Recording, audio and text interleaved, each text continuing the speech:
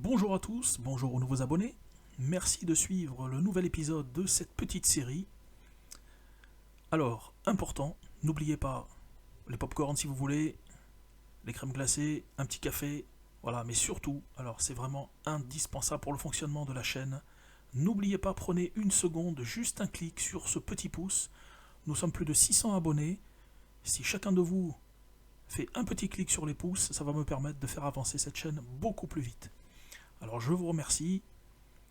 Soyez sympathiques, n'oubliez pas d'en parler autour de vous. Je vous dis à de suite, juste après le générique.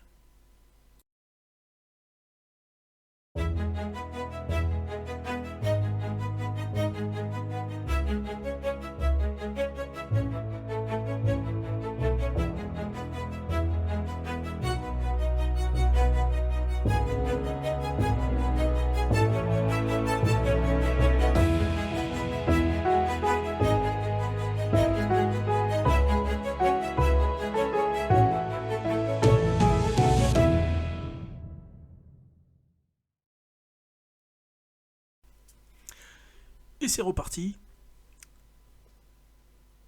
Donc j'attaque maintenant la tenue. Alors pour ceux qui ne sont pas au courant, qui n'ont peut-être pas vu les vidéos précédentes, déjà je vous invite à aller les voir, ça sera peut-être plus cohérent pour suivre. Donc là je suis en train de modifier et de transformer une tenue classique. Donc vous voyez, hein, vous voyez la photo sur... je vous la remets un petit peu plus loin. Donc la photo de Boris qui avait juste une casquette. Et je suis en train de partir sur une tenue médiévale. Voilà, donc un petit défi que j'ai trouvé sympathique. Et vous allez voir l'avancement tout au long de cette vidéo.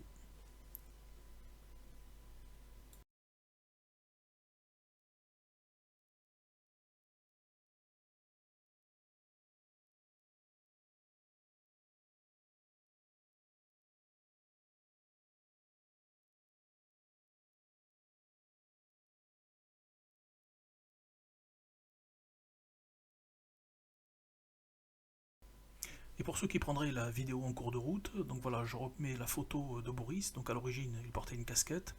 Voilà, pour bien montrer que je suis en train de modifier complètement donc la tenue. Voilà. Alors ceux qui n'ont pas suivi les vidéos d'avant, je vous invite quand même à reprendre depuis la première. Voilà, vous verrez l'évolution de ce tableau. Alors qui n'est pas encore fini, hein. Il y aura encore un épisode sur les finitions et sur la mise en valeur en fin de compte d'un portrait. Voilà, parce que là si je le laisse comme ça, vous comprenez bien que enfin je pourrais le laisser comme ça, mais il y a moyen bien sûr de mettre en valeur beaucoup plus un portrait, voilà, par rapport à une mise en teinte du fond. Voilà, mais on verra ça dans la prochaine vidéo. Donc là je poursuis, hein, bien sûr, les détails, hein, voilà, pour accentuer un petit peu plus cet effet, donc la transformation de la casquette en turban, et vous allez voir donc tout au long de cette vidéo la modification.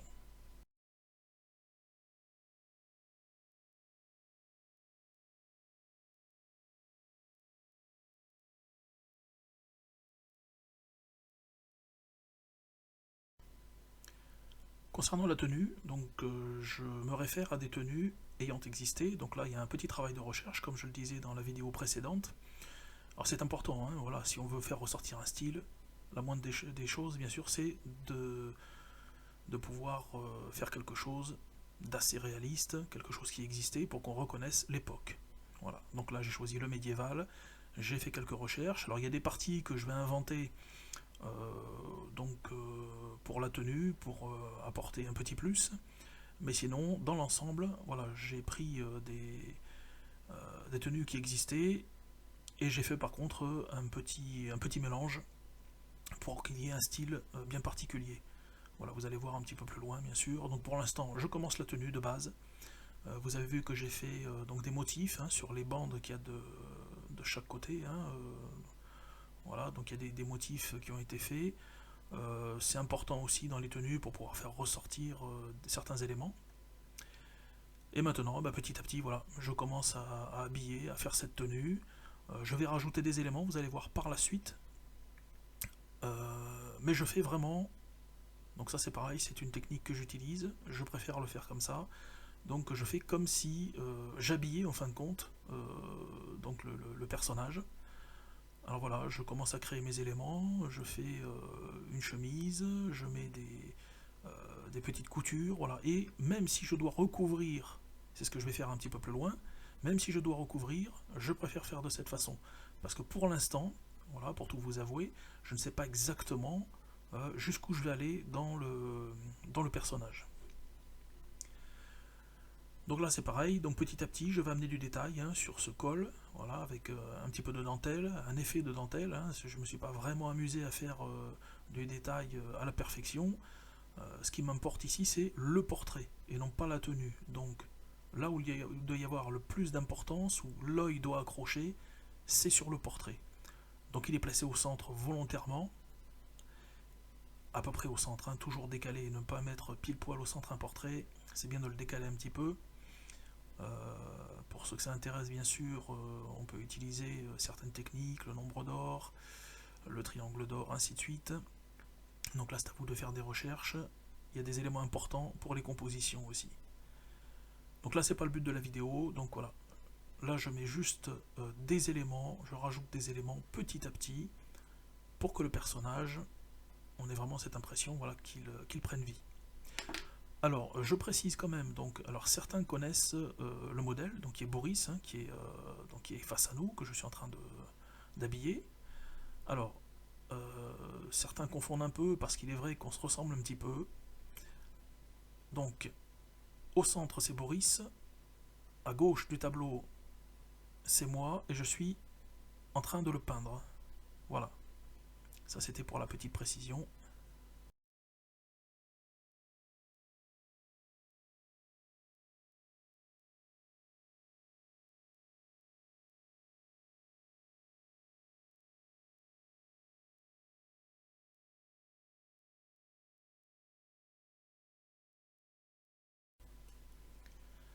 Dès que j'estime que la tenue est à peu près correcte, voilà, je commence à faire des effets. Alors ici je vais faire un petit mouvement donc sur cette chemise. Voilà. Donc je crée un pli. Alors pour ça c'est toujours la technique d'ombre et lumière, ça ne change pas. Alors même si par la suite on ne va pas voir l'ensemble du pli, il faut quand même le créer avant, parce que vous allez voir, je vais rajouter un élément, même deux éléments par-dessus la tenue. Il n'empêche qu'il faut créer ces volumes au départ. Voilà, c'est plus facile à créer maintenant, même si je rajoute, bon voilà, je vais rajouter sur une épaule, on va voir un morceau de cape, voilà, donc peu importe, je crée quand même ces fameux mouvements, et ça va donner de l'amplitude à l'ensemble.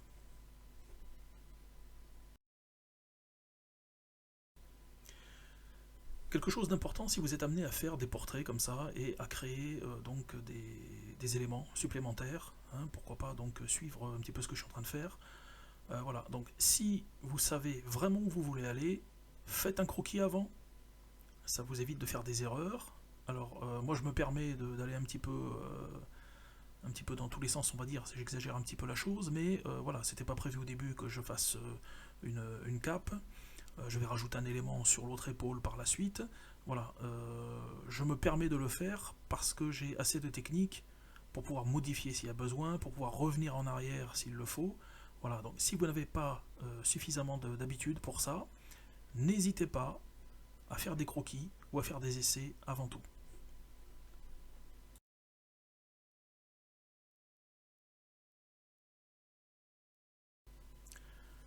Encore une fois, vous remarquez que je change d'endroit. Alors, la raison est simple. Donc, quand on s'attaque à ce genre de portrait, donc là, double portrait, il y a beaucoup de choses à faire. Donc, ça me permet aussi, le temps de séchage donc d'un élément que je viens de faire, ça me permet de travailler sur un autre endroit.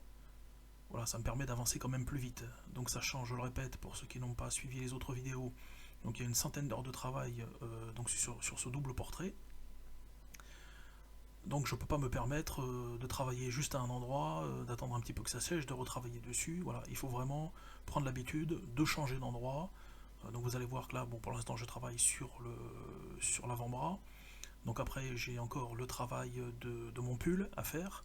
Voilà, donc il y a beaucoup d'éléments comme ça qui me permettent d'avancer davantage. Sinon il me faudrait 200 à 300 heures pour travailler.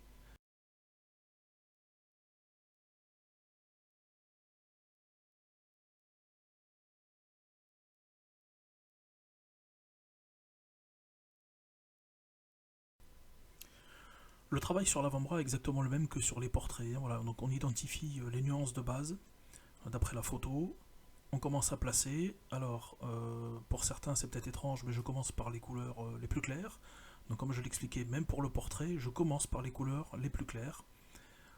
Ça me permet de faire une mise en place et d'avoir des volumes très rapidement. Beaucoup travaillent complètement à l'inverse, c'est-à-dire qu'ils vont commencer par les couleurs les plus sombres pour ensuite terminer par les couleurs les plus claires. Alors, il faut savoir qu'après, je reviens sur l'ensemble du travail, je viens placer des pointes de lumière, mais vraiment tout à la fin. Voilà, là tout ce qui m'intéresse, c'est de placer le plus vite possible des volumes, comme je l'ai fait sur les vidéos précédentes, donc pour les portraits.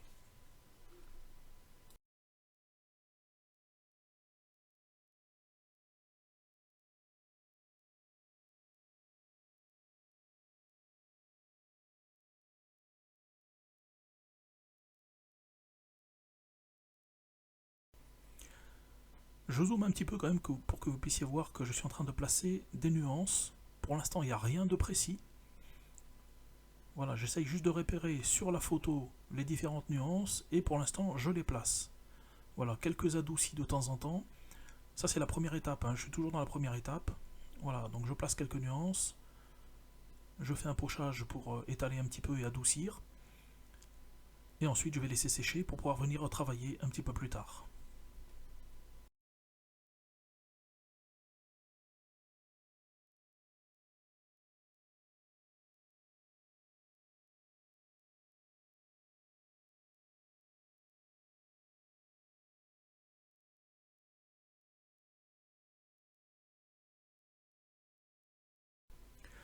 Comme je vous l'ai précisé, maintenant je vais alterner en fin de compte, puisque j'ai plusieurs éléments à modifier.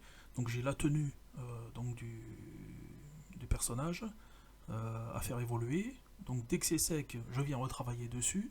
Pendant ce temps, l'avant-bras sèche, donc je reviendrai un petit peu plus tard dessus. Et il me reste encore bien sûr à retoucher les deux portraits, le turban, la casquette, le pull que je n'ai pas encore fait. Voilà. Donc ça me permet d'avoir plusieurs éléments comme ça, et je peux tourner, ainsi de suite. Voilà, j'ai pas besoin d'attendre que le lendemain ça soit sec pour venir retravailler dessus. Par contre, le gros avantage de travailler comme ça sur plusieurs éléments en même temps, et ben en fin de compte, voilà, il n'y a pas de temps d'arrêt. Mais j'ai préparé donc le support pour mon pull, et je viens donc travailler, voilà, des retouches sur les portraits. Donc je recommence à placer des ombres, à placer des lumières, à corriger certains éléments. Voilà, et je vais faire comme ça jusqu'à la fin en fin de compte. Voilà, maintenant ça va être beaucoup de retouches et je fais une rotation sur tous ces éléments.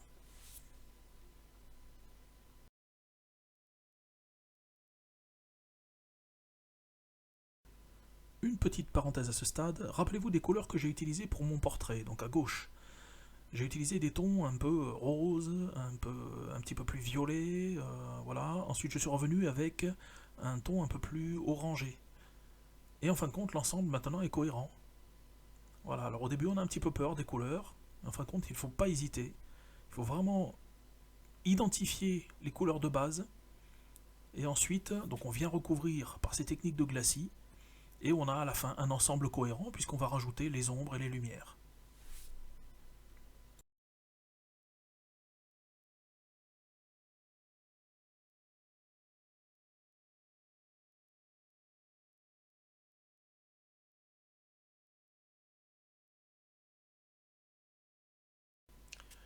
Quand je vous parlais de modification, vous remarquez que je n'ai pas fait semblant. Voilà, je vous ai dit que j'allais rajouter quelque chose hein, sur l'autre épaule. Donc là, je rajoute une fourrure. Et là, c'est un travail en fin de compte un petit peu comme les poils. Voilà, puisque là, c'est une fourrure. Donc il y a vraiment, voilà, comme si je faisais une fourrure, la fourrure d'un animal. Hein. Euh, donc c'est quelque chose d'assez sympa quand même à faire. Ah, je dis toujours que c'est sympa et que c'est facile, mais il faut toujours trouver, voilà, il faut faire ça avec le sourire et faire ça comme un jeu. Sinon, on aurait tendance peut-être à se lasser ou à trouver des difficultés. Il faut toujours prendre ça du bon côté. Alors oui, c'est un travail parce qu'il y a beaucoup, au niveau du pelage, il y a beaucoup de choses à faire, hein, beaucoup de poils à peindre, des nuances à apporter. Donc au démarrage, c'est ce que je fais. Donc j'ai apporté mes nuances, vous voyez, donc je suis parti sur une base blanche. Ensuite, donc je reprends un petit peu le pelage de l'hermine. Je ne sais pas si vous avez déjà vu certains tableaux avec surtout des rois hein, qui avaient ces fourrures. Donc on place toujours les nuances de base, comme pour le portrait, et ensuite on amène du détail. Donc là c'est un travail pareil donc avec les poils, donc je vais ajouter une couleur de base, et petit à petit je vais rajouter donc des nuances. Donc là il faut que ça reste quelque chose d'un petit peu, allez on va regarder sur des couleurs ivoire. Donc du blanc, un blanc cassé, des gris, on va après ensuite apporter des nuances donc avec du blanc, une pointe de rose, un petit peu de terre d'ombre naturelle pour obtenir toutes ces nuances. Vous allez comprendre pourquoi on peut passer beaucoup de temps sur un tableau. Donc là bien sûr c'est un petit défi et c'est un jeu que je fais. Donc j'aurais pu très bien faire un tableau simple, respecter la photo, faire une casquette, et le tableau serait déjà terminé. Mais ça me permet déjà de relever un défi, ça me permet également de rajouter des éléments, et c'est toujours intéressant de travailler un petit peu plus. Voilà, il faut des fois se surpasser, sortir un petit peu de sa zone de confort. Donc là je vais petit à petit rajouter des éléments, alors là bon, je vous rassure tout de suite, je vais m'arrêter après. Mais voilà, donc je commence à placer, même si je n'ai pas fait le fond, hein, vous remarquez, je n'ai pas fait le fond encore du tableau, hein, du portrait. Mais je commence à placer quand même ces éléments qui me donnent une idée déjà, donc savoir si les plumes que je suis en train de faire, si elles ont la bonne position, si je les fais de ce côté ou de l'autre, voilà. Donc ça c'est après c'est un jugement personnel. Hein. Et ensuite donc je continue. Voilà, tant que le détail du reste n'est pas terminé, je vais continuer. Et seulement après, je viendrai faire les finitions et je viendrai faire ce fond.